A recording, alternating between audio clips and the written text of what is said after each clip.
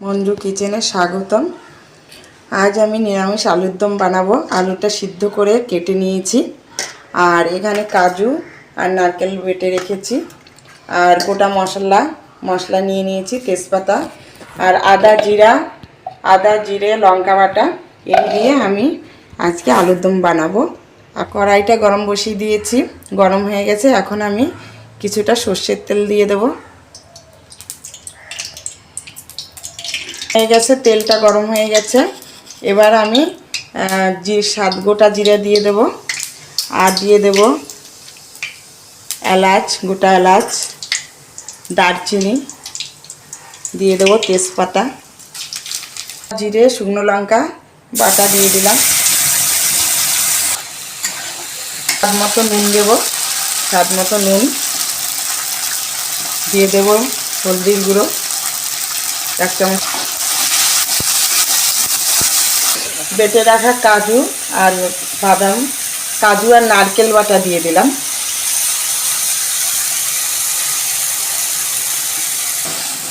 ভালো করে কষে নেব বন্ধুরা। যত সময় তেল না ছাড়বে তত সময় কষানো হবে না। যত কষাবেন মশলা ততই সুস্বাদু লাগবে।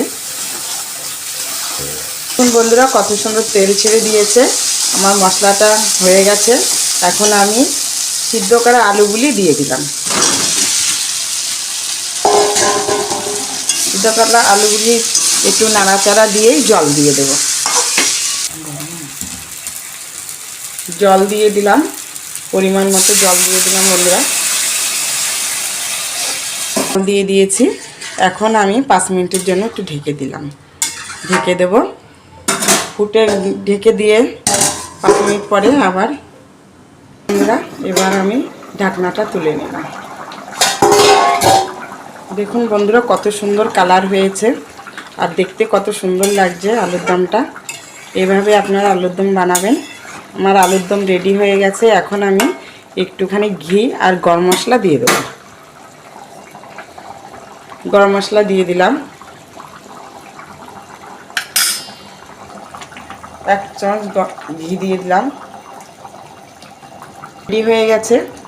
আপনারা যেমন ঝোল রাখবেন তেমন আপনাদের মতো করে রাখবেন।